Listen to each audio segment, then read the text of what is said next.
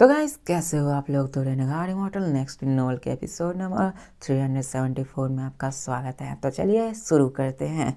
तो जैसा कि अभी तक हमने पिछले एपिसोड में देख रखा कि कैसे वान अभी भी अपने सोल स्प्लिटिंग में रह रहा होता है। वहाँ पे सिर्फ एक ही हेलो बची हुई होती है। अगर वहाँ पे वो जल्दी ना निकला तो वो मारा जाएगा। जिसके साथ हमें जुआन लोगों को दिखाया जाता है जो एंचेस्टर टेम्पल पे पंच मारने लगता है और अपनी हेवन सैटर्न रोल से वेकअप वांगलिन कहने लगता है ताकि वो वान को उठा सके, क्योंकि कहा जाए तो अभी वान अपने एक डीप स्लीप में चला जा चुका होता है। इतने दिनों तक लगातार अपने सोल को सैटर करवाने की वजह से दिखाया जाता है कि वान अपने आप को उठा नहीं पा रहा होता है। अब जब तक यहाँ पे वान अपने आप को उठा लेगा तब तक कहा जाए तो वहाँ पे वान के सर्वाइवल के चांसेस बढ़ जाएंगे। लेकिन एक बार यहाँ पे सारे हेलोज डिसअपियर हो जाए तो मतलब स्लीप का मतलब है मौत के बराबर। अब दिखाया जाता है जीवान लोग को जो कि उसको बार बार उठाने की कोशिश करने लगता है। वांगलिन विंगलिन मैं तुम्हारा टीचर हूँ, वांगलिन जल्दी से उठो, जल्दी से उठ जाओ। अब दिखाया जाता है कि वो आवाज़ पूरे के पूरे एंसन सी इंपीरियर सिटी में फैलने लगती है।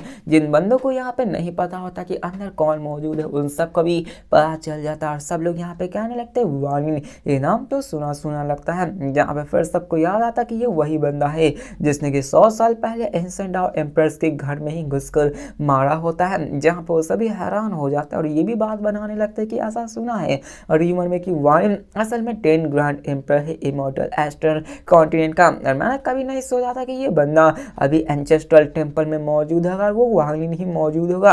अब जीवान वो पूरी तरह से परेशान होते हैं। वो वहाँ पे चीख चिल्लाकर वांगलिन को उठाना चाहते हैं। जहाँ पे हमें एंचेस्टर टेम्पल के अंदर वांगलिन को दिखाया जाता है, जहाँ पे तभी उसके बॉडी में थोड़ा सा मूवमेंट होता है।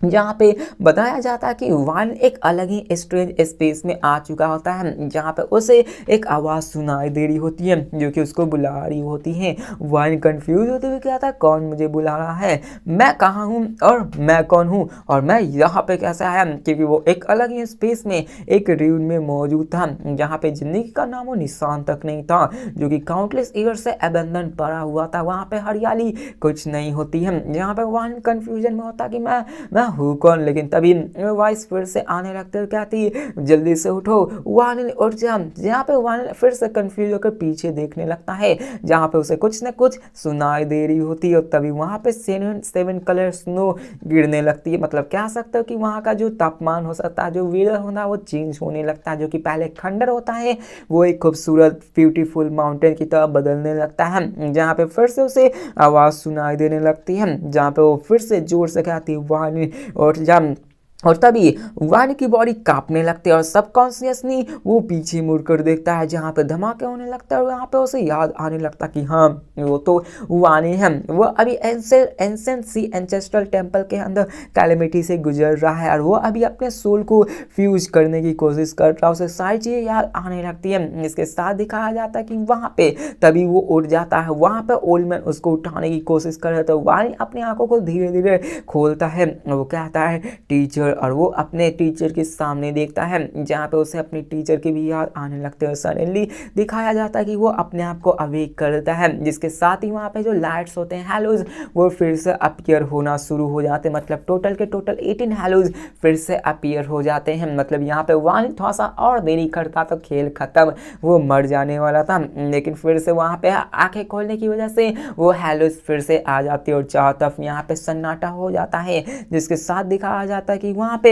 हेलो बढ़ते बढ़ते 19 20 21 27 हेलोज फॉर्म हो जाते हैं। मतलब कि यहाँ पे वाइन अभी थर्ड स्टेज में आ चुका है। फर्स्ट सेकेंड स्टेज का वहाँ पे कंप्लीट हो चुका होता है, जहाँ पे वन अभी लास्ट सोल स्प्लिट में होता है। जिसके साथ दिखाया जाता है एंचेस्टर टेम्पल में, जहाँ पे एक बहुत बड़ा शैडो जो कि वालिन का होता है पूरे के पूरे इंटायर एंचेस्टर टेम्पल को कवर किए हुए था। जिसके बाद वो अपने टीचर की तरफ देखता है, जहाँ पे टीचर बहुत ही जोर जोर से सांसें ले रहे होते हैं और फाइनली उन्हें आराम मिलता है। जहाँ पे वो कंफ्यूज होता है, मतलब उसे खुद यहाँ पे अंदाजा नहीं होता कि कैसे वो मौत को छूकर टक से वापस आ चुका होता है। जहाँ पे दिखाया जाता है कि इसका फाइनली थर्ड स्टेज तैयार हो जाता है और कहता है कि मेरे पास ज़्यादा टाइम नहीं, मुझे इसको कंप्लीट करना है, क्योंकि यहाँ पे उसने टोटल में 18 ईयर्स पास कर लिए होते हैं, मतलब 15 साल इसमें और 3 साल उसमें, मतलब टोटल में 18 साल पास कर दिए होते हैं। अभी उसको थर्ड स्टेज भी पास करना होता है। वानी यहाँ पे सोच रहा होता है कि आखिरकार मुझे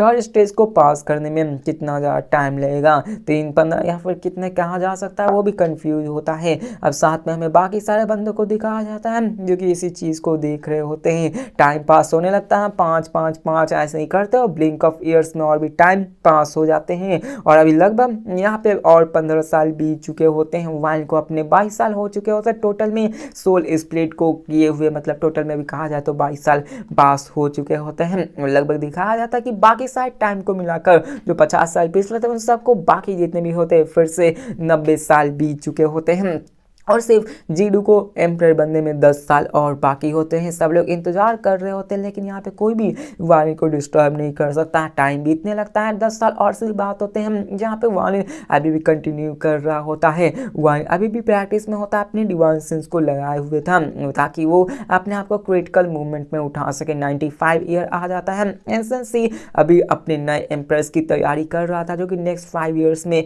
होने वाली थी, जिसके साथ वानी को दिखाया जाता है जो कि अभी बहुत क्यूरियस मतलब कॉशियस हो चुका था, क्योंकि वो जान चुका था कि वो अपने सेकंड स्प्लिट में क्या गलती कर बैठा है, जिसके साथ वो और भी उसके डीपर वेल में जाने लगता है। टाइम पास होता है, 96 ईयर आता है जहाँ पे वानी ने अपने ओरिजिन सोल के 30% को फ्यूज कर रखा होता है। वहाँ पे 30% सोल काफ़ी ज़्यादा होती है, लेकिन फिर भी उसे परफेक्शन पे ले जाना था। 97 ईयर्स होती है, फाइनली वो अपने सोल के 50% को कंडेंस कर पाता है, जहाँ पे फाइनली 3 साल बचे हुए होते हैं 100 ईयर्स को कंप्लीट करने में, मतलब कि अभी 1000 दिन और बचे हुए होते हैं। और इन 1000 दिनों में एंसन सी इंपीरियल सिटी में काफ़ी ज़्यादा खुशहाली बची हुई थी, क्योंकि उनका एक नया एम्पायर बनने वाली थी। टाइम पास होने लगता है, वहाँ और ट्रैवलर्स आने लगते हैं, सभी लोग इसकी तरफ नज़ारे देख रहे होते हैं। जीडू भी इन सारे खुशहाल माहौल में अपनी गॉड फादर की तरफ देख रहा होता है, क्योंकि उसे गॉड फादर को अपने उसी सेरेमनी में उसको कॉन्ग्रेचुलेट करते हुए देखना होता है। 98 ईयर पास होता है, 99 और फाइनली 100 ईयर साइलेंटली पास हो जाते हैं और अभी 100 दिन बचे हुए होते हैं। एंसेंट एंचेस्टर स्टैचू के मतलब कहा जाए तो उसको एम्परर बनने में 100 दिन बाकी होते हैं, जहाँ पे सारी तैयारी और भी धूमधाम से होने लगती है। यहाँ पे हमें दिखाया जाता है फाइनली टाइम आ जाता है उन 100 दिन के बाद, मतलब कि वहाँ पे फाइनली टाइम आता है जीडू के एम्परर बनने की वजह से, जहाँ पे अभी जीडू अभी भी उसी टेम्पल की तरफ देख रहा होता है। वहाँ पे कुछ लोग आकर उसको बुलाते हैं और कहते हैं मैजेस्टी टाइम हो चुका है आपके एम्परर बनने का, जहाँ पे वो कहता है रुको, जहाँ पे वो इंतजार कर रहा था, लेकिन फिर से कहता है कि यहाँ पे आपका टाइम हो चुका है, लेकिन जीडू हिलता भी नहीं। यहाँ पे गार्ड वहीं पे रुके हुए रहते हैं। अब थोड़ी देर टाइम वहाँ पे और बीत जाता है, जहाँ पे जीडू कहता है गॉड फादर ये बच्चा आपका यहाँ से जा रहा है। इसके साथ वो वहाँ से निकल पड़ता है, क्योंकि ये सेरेमनी थी और वो एम्परर बनने वाले थे, तो फिलहाल के देरी में वो देर नहीं कर सकते हैं। जिसके साथ दिखाया जाता है कि यहाँ पे हमें बताया जाता है कि 1 साल पहले ही वाली ने अपने फ्यूजन को कंप्लीट कर दिया था, मतलब 100% कंप्लीट कर दिया था, लेकिन कोई एक्सीडेंट ना हो या फिर कोई कह सके कोई यहाँ पे कोई कमी न रह जाए, इसलिए वो अभी भी इस प्रोसेस को कंटिन्यू कर रहा था। और अभी के फिलहाल वो अभी जागने वाला नहीं है, जिसके साथ दिखाया जाता है कि वो और भी आगे बढ़ने लगता है और उसे एक फिगर दिखाई देती है जो कि असल में वही 7 कलर स्नो होती है, जो कि उसे फिर से सेकेंड स्प्लिट में दिखाई देती है, वो थर्ड स्प्लिट में भी दिखाई देने लगती है, जहाँ पे फाइनली उसके सामने एक ब्लडी वर्ल्ड आ चुका होता है। उसके सामने दिखाया जाता है इंपीरियल पैलेस में, जहाँ पे एक शॉकिंग पावरफुल चीज़ दिखने लगती है और साथ में हमें बाकी सारे बंदों को दिखाया जाता है जो कि जश्न में आ चुके होते हैं। जीडू जो कि एक एम्परर बनने वाला है, जहाँ पे हमें जीडू को दिखाया जाता है जो कि पहले एक यंग मैन था, अभी उसके अंदर से एक मैच्योर वाली फीलिंग आ रही होती है। सभी लोग उसकी तरफ देखने लगते हैं। आसमान बिल्कुल ही साफ था और वहाँ पे चारों तरफ जश्न मनाने लगते हैं, चारों तरफ बैंड बाजे बजने लगते हैं। जेडू आसमान की तरफ देखकर कहता है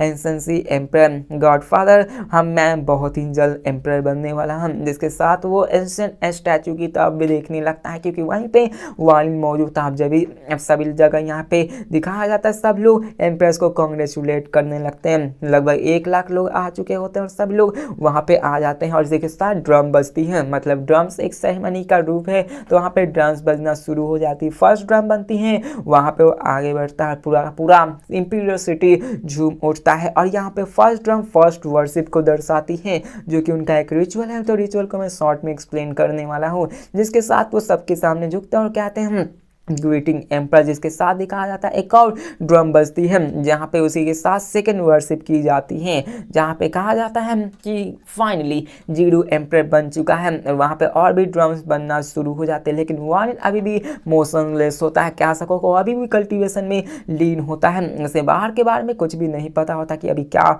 चल रहा है। जिसके साथ दिखाया जाता है फिर से ड्रम बजती है और ये सारी चीज़ें चल रही होती हैं। इसके साथ दिखाया जाता है कि वहाँ पर एक बहुत ही जोर का रोड इंटेंस हो रहा होता है, जो कि असल में वहाँ पे होता है। और तभी वहाँ पे हमें वार्निन को दिखाया जाता है, जो कि अपने कल्टीवेशन था, तभी वो जोर से दहाड़ मारता है और वहाँ पे इस दहाड़ के मारे मतलब कहा जाए तो यहाँ पे उसकी पावर चारों तरफ फैलने लगती हैं, जिसको देखकर तो वो सारे बंदे हैरान हो जाते हैं। हमें दिखाया जाता है वार्निन को, जो कि यहाँ पे सारी चीज़ें उसके मन में कई सारे ख्याल आने लगते हैं, कह सकते हो कि उसे एक एनलाइटमेंट मिली हो, जहाँ पे ऐसी कई सारे बहुत ही चीज़ें की होती है, जो कि लिखी हुई होती है कि आखिरकार किसी को वर्शिप क्यों करना, आखिरकार किसी के एंडलेस स्क्रिप्चर्स को ही फॉलो क्यों करना, ये दुनिया तो तबाही होने वाली है, तो क्यों ना इसे आज ही तबाह कर दिया जाए, हर कोई मरने वाला तो क्यों ना उसको आज ही मार दिया जाए। इन सब का ये सारी चीज़ें होने लगती हैं, जहाँ पे वन इन सब के मन में ख्याल आने लगते हैं। कई सारे और भी ख्याल होते हैं जो कि वाइस वार्निन के माइंड में गूंज रही होती हैं, और तभी वहाँ पे अपनी आंखों को खोलता है तो उसे ग्रीटिंग एम्प्रेस, जो कि बाहर से आवाज़ आ रही होती है, वो भी आवाज़ सुना देती है। यहाँ पे वार्निन उन सबको इग्नोर करने लगता है, जहाँ पे वो इन सब चीज़ों के बारे में सोच रहा होता है, क्योंकि वो सारी चीज़ें उसके दिमाग में चल रही होती हैं। वार्निन वहाँ पे अपनी इन सारी चीज़ों के बारे में बात करने लगता है, कहते हैं इम्पॉसिबल इम्पॉसिबल। अब यहाँ पे ये सारी चीज़ें हो रहा था, बाहर तो जश्न मन रही होती है, अंदर वार्निन का क्या तो अजीब ही पागल हो चुका होता है किसी चीज को लेकर, उसकी माइंड में बार बार एक ही चीज आवाज गूंज रही होती है, जिसके कान में मान लो तो पागल हो जाता है। यहाँ पे 9th वर्शिप भी कंप्लीट हो जाती है, मतलब कह सकते हो टोटल 9 वर्शिप की जाती है एम्प्रेस को बनाने के लिए, जहाँ पे जीरू इन सब चीज की तरफ देखने लगता है। फाइनली वो 27 हैलोज की तरफ देखने लगता है, जहाँ पे वो अपने गॉडफादर को याद करने लगता है कि यहाँ पे उसके गॉडफादर नहीं आए हुए हैं। लेकिन तभी हमें जीवान लोगों को दिखाया जाता है, जो कि उनकी तरफ देखने लगता है। फाइनली कहते हैं कि तुम एंचेस्टर बन चुके हैं, तो यहाँ पे देखते हैं कि तुम्हें क्या मिलने वाला है। सॉन्गटियन भी इस चीज़ पे नज़र बनाए हुए रखा था, और वो भी कहता है कि तुम एम्पर बन चुके हो, तो हमारी जो एमिसेंट सिटी है उसको अच्छे से सारी चीज़ें करना। लेकिन यहाँ पे हमें दिखाया जाता है कि वहाँ पे तभी वांगलिंग जोर का चीख मारता है, और जो 27 हैलोज होते हैं उनमें से लाइट निकलने लगती है, वो ब्राइटनेस शाइन करने लगती है, और जहाँ पे ये साइड जश्न हो रही थी, वो साइड जश्न को रोककर वहां सबकी नजर उसी 27 हैलोज की तरफ पड़ जाती है, क्योंकि सब लोग उसकी तरफ देखने लगते हैं। दिखाया जाता है कि वहां जोर का धमाका होने लगता है, और तभी 9 सॉन्ग्स एंशिएंट सी इंपीरियल सिटी में बजने लगती है, जो कि असल में वही 9 सॉन्ग्स होती है, जो कि उसी कल्टीवेशन के दौरान सीढ़ियों के चलते दौरान बजी होती है। जिसके साथ दिखाया जाता है कि वहां पे आसमान से एक पर्पल लाइट डिसेंड होती है, जहां से एक ड्रॉप ऑफ ब्लड मिलती है, जो कि सोल ब्लड होती है, जिसको पाने के लिए यहाँ पे वार्निन ने इतनी कठिन परिश्रम की होती हैं,